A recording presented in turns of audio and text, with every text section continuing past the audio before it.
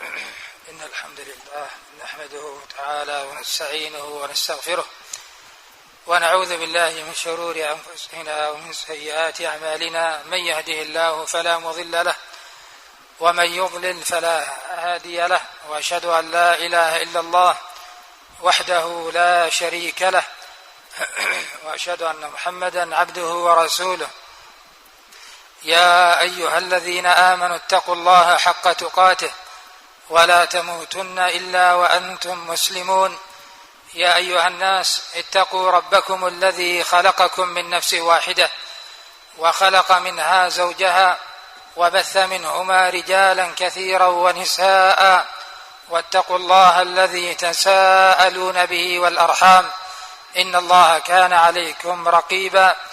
يا أيها الذين آمنوا اتقوا الله وقولوا قولا سديدا يصلح لكم أعمالكم ويغفر لكم ذنوبكم، ومن يطع الله ورسوله فقد فاز فوزا عظيما.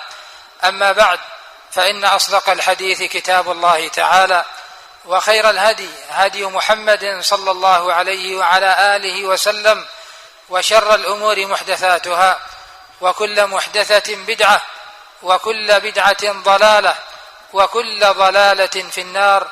أيها المسلمون عباد الله، تكلمنا في الخطبة الماضية عن شيء من عقائد هذه الفرقة المارقة، فرقة الرافضة الاثنا عشرية.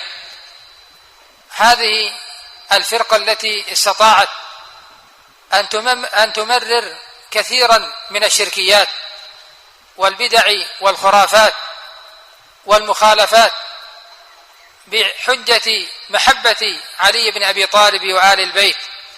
هكذا عباد الله، مكرا وغشا وخداعا استطاعوا أن يحبطوا كثيرا من العقائد، وأن يحرفوا كثيرا من الأصول، وأن يمرروا كثيرا من البدع والشركيات والمخالفات بهذه الحجة الواهية، محبة آل البيت، التي تعتبر أصلا من أصول دينهم. معلوم أن أصول ديننا كتاب الله وسنة رسوله. معلوم أن أركان هذا الدين وأن أركان هذا الإسلام في الشهادتين وفي الصلاة وفي الصيام وفي الحج والزكاة. وأما هؤلاء فإن أصول دينهم هو التوحيد والعدل والنبوة والإمامة. التوحيد الذي ضمنوه إنكار الصفات وإنكار الرؤية والقول بخلق القرآن، والعدل الذي جعلوه بمعنى نفي القدر، ثم جعلوا النبوة أصل الأصول وأساس الدين والملة، وهكذا الولاية، وهكذا المحبة لعلي بن أبي طالب.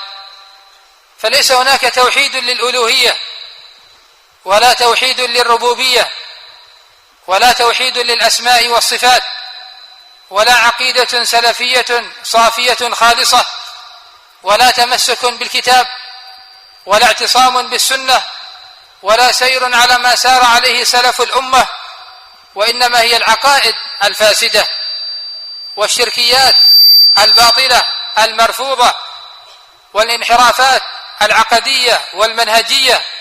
نعم عباد الله، جعلوا الدين كله في علي بن أبي طالب، أحد الخلفاء الراشدين وأحد الصحابة السابقين. نحبه ونواليه، ولكن لا نتجاوز الحد فيه. أما هم فقد غلوا وتجاوزوا ووقعوا فيما وقعت فيه الأمم المتقدمة. ذمهم الله عز وجل فقال: يا أهل الكتاب لا تغلوا في دينكم. الله عز وجل نهاهم عن الغلو، سواء كان هذا الغلو في الدين بالمحدثات والزيادات وأنواع الانحرافات، أو كان الغلو في الأشخاص حتى جعلوا عيسى ابن مريم هو الله بسبب غلوهم وجعلوه ابن الله وجعلوه ثالث ثلاثة. وهكذا اليهود جعلوا عزيرا ابن الله فأنكر الله عز وجل عليهم ذلك. وهكذا نبينا محمد صلى الله عليه وعلى آله وسلم حذر هذه الأمة من أن تسلك مسلك اليهود والنصارى، أولئك الأقوام الذين غضب الله عليهم وذمهم ووبخهم في كتاب الكريم. فقال صلى الله عليه وسلم كما في البخاري من حديث عمر بن الخطاب: لا تطروني كما أطرت النصارى ابن مريم، إنما أنا عبد فقولوا عبد الله ورسوله.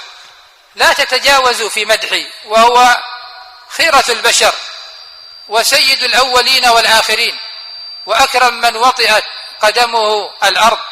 ومع ذلك يقول محذرا لهذه الأمة: لا تطروني كما أطرت النصارى ابن مريم، إنما أنا عبد فقولوا عبد الله ورسوله. لا تتجاوزوا في مدحي الحد، فالله عز وجل له المقام المعلوم، ولأنبيائه منزلة ومكانة، ولسائر الخلق منزلة ومكانة. لا يجوز أن يرفع العبد المخلوق الذي هو عبد لله إلى مقام الربوبية فتصرف له شيئا من صفات الرب تبارك وتعالى، أو يتقرب إليه بشيء من أنواع العبادة، أو ينسب إليه ما لا يجوز نسبته إلا إلى الله تبارك وتعالى. فهذه الطائفة المارقة اتخذوا من محبة آل البيت سلما وذريعة لإبطال الدين ولإبطال القرآن ولإبطال السنة ولتمرير العقائد الفاسدة. نعم عباد الله، غلوا غلوا شديدا في علي بن أبي طالب حتى ألهوه مع الله سبحانه وتعالى. في كتاب أحد قدمائهم وعلمائهم وأئمتهم، وهو سليم بن قيس الهلالي المتوفى في سنة 90 من الهجرة، ذكر فيه عقيدة السبائية في تأليه علي بن أبي طالب رضي الله تعالى عنه، وأن الأقدمين من علماء الشيعة كانوا ينادون عليا بقولهم: يا أول، يا آخر، يا ظاهر، يا باطن، يا من هو بكل شيء عليم. إنه الله سبحانه وتعالى. وافتروا في حديث من عند أنفسهم أن علي بن أبي طالب خرج يوما إلى البقيع، وخرج معه أبو بكر وعمر وعدد من المهاجرين والأنصار، وكان ذلك قبل طلوع الشمس. فلما طلعت الشمس وظهرت بقرنيها قال علي: سلام عليك يا خلق الله، خلق جديد من خلق الله، مطيعة لله. فسمعوا دويا من السماء يقول: وعليك السلام يا أول، يا آخر، يا ظاهر، يا باطن، يا من هو بكل شيء عليم. فلما سمع ذلك الصحابة صعقوا، فلما أفاقوا أتوا النبي صلى الله عليه وسلم على حد زعمهم، فقالوا: يا رسول الله، تخبرنا بأن عليا بشر، وقد خاطبه الله بما يخاطب نفسه، وقد خاطبته الشمس بما يخاطب الباري نفسه. وافتروا على النبي صلى الله عليه وسلم أن الله عز وجل قال له: يا محمد، إن عليا هو الأول والآخر والظاهر والباطن، وهو بكل شيء عليم. قال: يا رب، ألست ذلك أنت؟ قال: يا رب، ألست ذلك أنت؟ انظروا عباد الله في كتاب معتمد من كتب الإمامية الرافضة لسليم بن قيس الهلالي، وجاهر بعضهم بهذا المعنى فقال، وهو عبد الحسين العاملي أخزاه الله، قال مخاطبا عليا رضي الله عنه: أبا حسن، أنت عين الإله وعنوان قدرته السامية، وأنت المحيط بعلم الغيوب، فهل تعزب عنك خافية؟ وأنت مدبر رحى الكائنات وعلة إيجادها الباقية. لك الأمر إن شئت تنجي غدا وإن شئت تسفع بالناصية. أحد أئمتهم وآياتهم الكبار: أبا حسن أنت عين الإله وعنوان قدرته السامية، وأنت المحيط بعلم الغيوب، فهل يعزب منك خافية؟ وأنت مدبر رحى الكائنات وعلة إيجادها الباقية. لك الأمر إن شئت تنجي غدا وإن شئت تسفع بالناصية. تعالى الله عما يقولون علوا كبيرا. وقال شاعرهم الآخر: فيه تجمعت صفات الرب كلها وما تجمعت إلا لسر وحكمة. هكذا عباد الله غلوا في علي بن أبي طالب وجعلوا كثيرا من الآيات في علي وفي آل البيت، فعلي وآل بيته يعلمون الغيب تفصيلا، ما كان وما يكون وما سيكون تفصيلا. والله عز وجل هو القائل: قل لا يعلم من في السماوات والأرض الغيب إلا الله وما يشعرون أيان يبعثون. والله يقول: عنده مفاتح الغيب لا يعلمها إلا هو ويعلم ما في البر والبحر. والله يقول: إن الله عنده علم الساعة وينزل الغيث ويعلم ما في الأرحام وما تدري نفس ماذا تكسب غدا وما تدري نفس بأي أرض تموت. وهكذا عباد الله في قوله عز وجل: فآمنوا بالله ورسوله والنور الذي أنزلنا، قالوا هو علي. فالذين آمنوا به واتبعوه ونصروه آمنوا بعلي. وهكذا في قوله عز وجل: وأشرقت الأرض بنور ربها، قالوا أي رب الأرض، وهو المهدي المنتظر، فإنه إذا خرج يستغني الناس عن ضوء الشمس وعن نور القمر ويكتفون بنور المهدي. وهكذا في خزعبلات وخرافات كثيرة وتعظيم وتأليه ومجاوزة وغلو. فالأئمة من آل البيت كلامهم كالقرآن وتوجيهاتهم كتوجيهات القرآن والسنة، لأنهم لا ينطقون عن الهوى، إن هو إلا وحي يوحى. وهكذا عباد الله لهم المنزلة العالية، كما قال الخميني في كتاب الحكومة الإسلامية: إن للإمام مقاما عاليا ومرتبة سامية تخضع لولايتهم جميع ذرات الأرض والكون. قال: وإن من المتقرر في مذهبنا أن للإمام منزلة لا يبلغها نبي مرسل، ملك مقرب ولا نبي مرسل. قال: إن من المتقرر في مذهبنا أن للإمام منزلة لا يبلغها ملك مقرب ولا نبي مرسل. هكذا جعلوا الإمامة أرفع من النبوة وجعلوها الدين كله. الدين كله في الإمامة، الدين كله في الولاية. لو أن الإنسان الإمامة والولاية اعتقاد أن علي بن أبي طالب هو الخليفة وهو الإمام بعد رسول الله صلى الله عليه وسلم، وأنه اغتصب الإمامة والخلافة اغتصبها عليه الصحابة رضي الله تعالى عنهم، من لم يوالهم على ذلك ويعتقد ذلك يواليهم ويحبهم ويبغض من اغتصب حقهم، فإنه يعتبر كافرا ويعتبر زنديقا.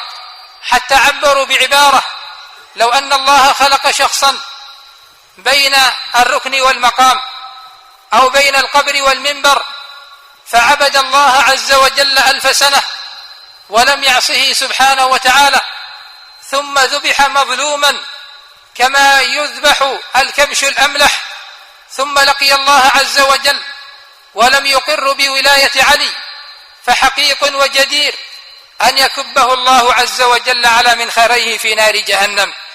هكذا عباد الله جعلوا الدين كله لا يقبل الله عز وجل عندهم من عبد قليلا ولا كثيرا، ولا صرفا ولا عدلا ولا إيمان، حتى يقر بالولاية ويعتقد بالعصمة ويقر بالإمامة لعلي بن أبي طالب، وإلا فإن الله عز وجل يحرمه الجنة ويدخله النار ويحبط عليه عمله. هكذا عباد الله الإيمان عند هذه الطائفة، مع أن الصغير من العوام ومن أهل السنة من إذا قيل له ما هي أركان الإسلام قال أن تؤمن بالله وملائكته وكتبه ورسله واليوم الآخر وتؤمن بالقدر خيره وشره. هذه أركان الإيمان، وهذا هو أصول الدين. والله عز وجل جعل العبد من الناجين إذا حقق الإيمان، فآمنوا كما قال سبحانه وتعالى: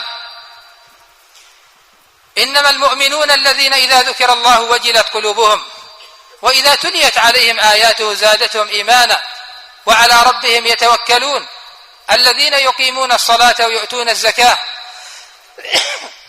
إنما المؤمنون الذين إذا ذكر الله وجلت قلوبهم وإذا تليت عليهم آياته زادتهم إيمانا وعلى ربهم يتوكلون الذين يقيمون الصلاة ويؤتون الزكاة. الذين يقيمون الصلاة ويؤتون الزكاة ومما رزقناهم ينفقون أولئك هم المؤمنون حقا لهم درجات عند ربهم ومغفرة ورزق كريم. ليس فيه ذكر الولاية ولا فيه ذكر الإمامة. وهكذا يقول الله: إنما المؤمنون الذين آمنوا بالله ورسوله ثم لم يرتابوا وجاهدوا بأموالهم وأنفسهم في سبيل الله أولئك هم الصادقون. جعلهم الله عز وجل صادقين.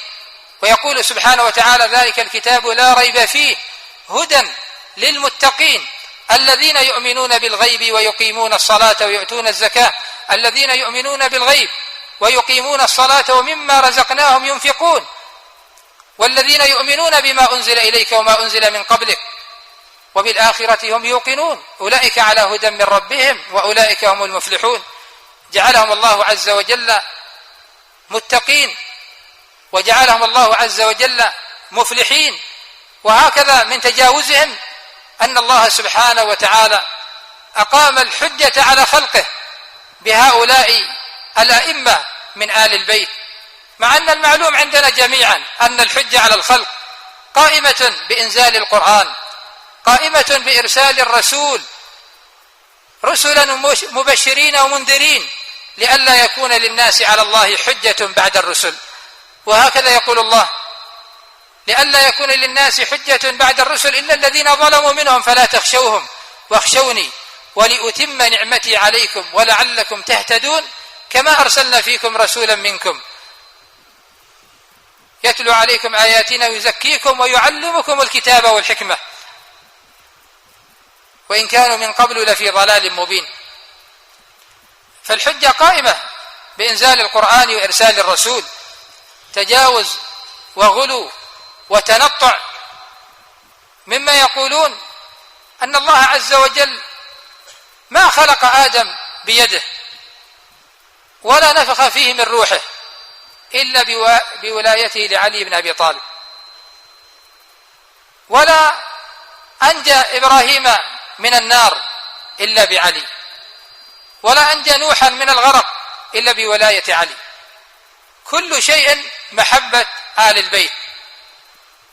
ولهذا عباد الله حتى في باب توحيد الألوهية الذي لأجله أرسل الله الرسل وأنزل عليهم الكتب وأقام المعالم وكانت الجنة والنار وكانت المفاصلة بين الرسل وأقوامهم، ليس عندهم شيء اسمه توحيد الألوهية، وهو إفراد الله عز وجل بالعبادة وترك عبادة ما سواه، بسبب هذه الدخيلة من دخائل الشيطان دبرها المنافقون ودبرها الكائدون فانطلت على كثير من علمائهم.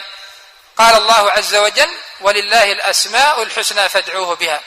قالوا الأسماء الحسنى هم الأئمة من آل البيت، فالتوسل إلى الله يكون بدعاء هؤلاء الأئمة. ولهذا يقول الخميني في بعض كتبه، قال: الشرك بالله عز وجل أن يدعى غير الله، الشرك بالله أن يدعى غير الله على أنه إله، أما ما كان دون ذلك فليس بشرك، سواء دعا حجرا أو شجرا أو غير ذلك.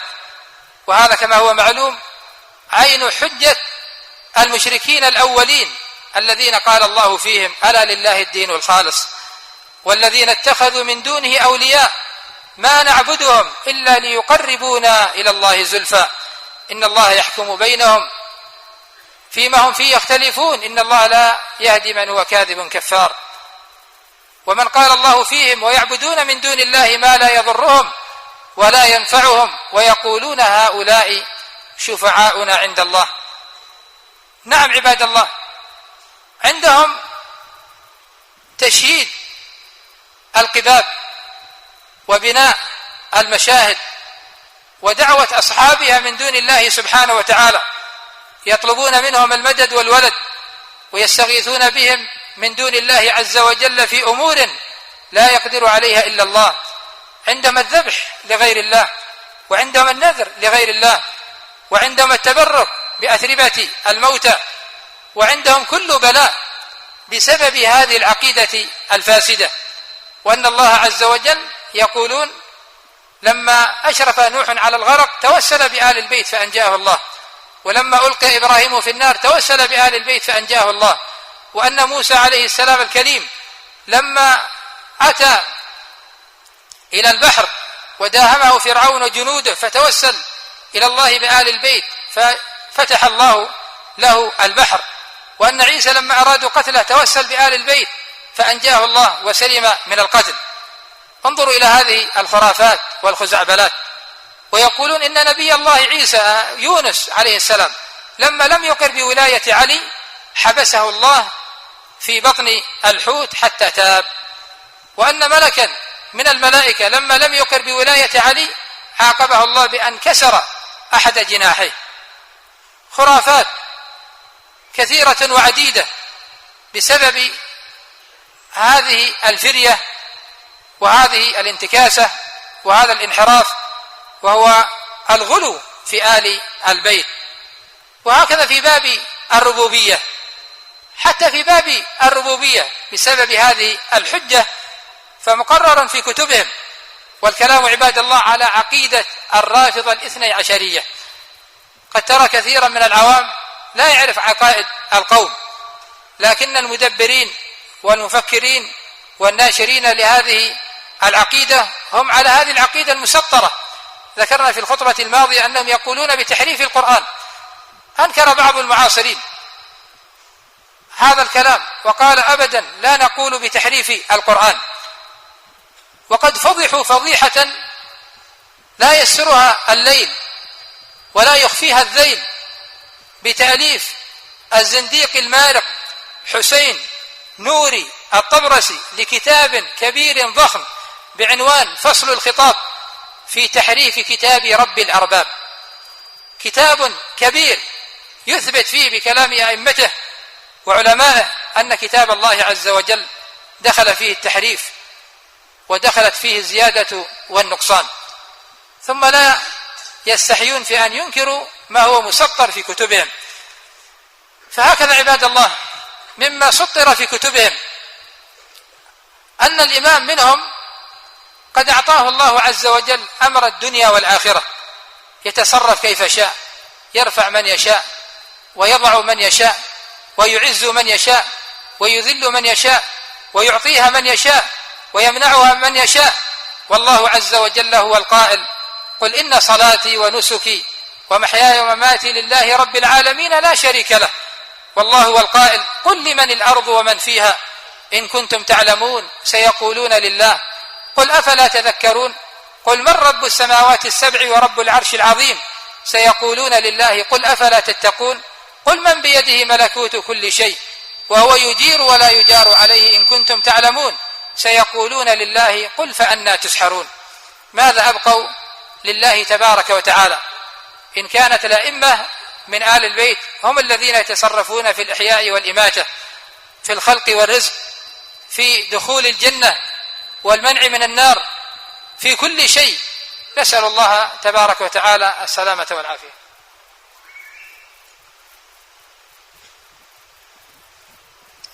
الحمد لله رب العالمين، والعاقبة للمتقين ولا عدوان إلا على الظالمين، وأشهد أن لا إله إلا الله وحده لا شريك له، وأشهد أن محمدا عبده ورسوله صلى الله عليه وعلى آله وصحبه وسلم تسليما كثيرا.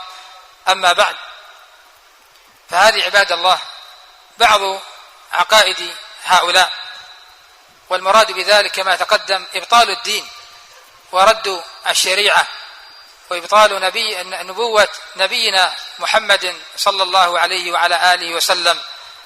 فلا تحليل ولا تحريم ولا عقيدة في الألوهية ولا عقيدة في الربوبية ولا عقيدة في الأسماء والصفات، كما تقدم منهم غلاة المجسمة كهشام بن الحكم الذي ادعى تعالى الله عما يقول بأن الله جسم كسائر أجسام البشر، وسائرهم على القول بالتعطيل، وهو تجريد الرب سبحانه وتعالى عن أسمائه الحسنى وصفاته العلى.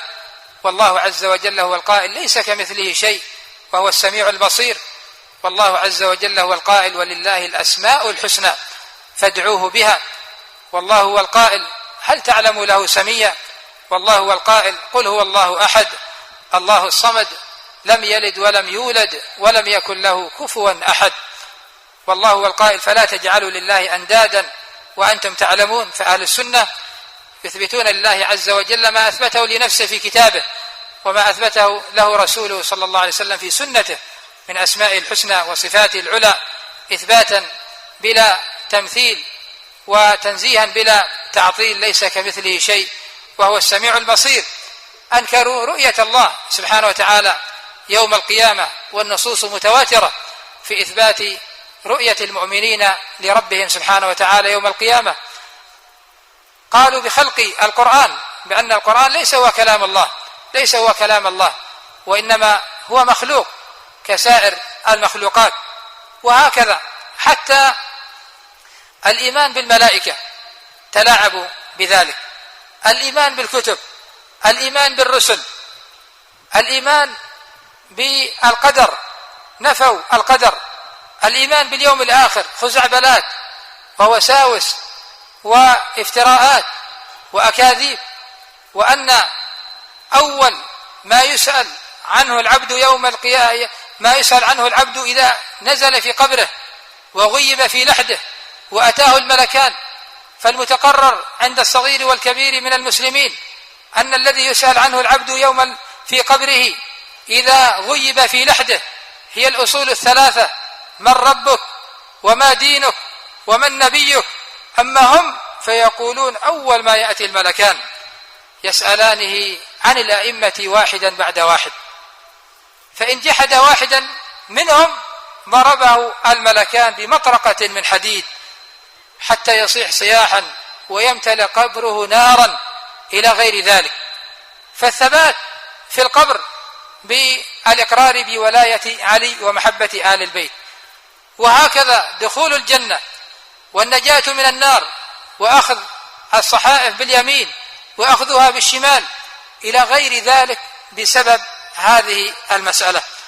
فهكذا عباد الله حرفوا الدين وتلاعبوا بالقرآن وأبطلوا الشريعة، واندس فيهم الزنادقة والملاحدة والمنافقون، لأنه مذهب يؤدي إلى إبطال دين الإسلام الذي بعث الله عز وجل به نبيه محمدا صلى الله عليه وعلى آله وسلم.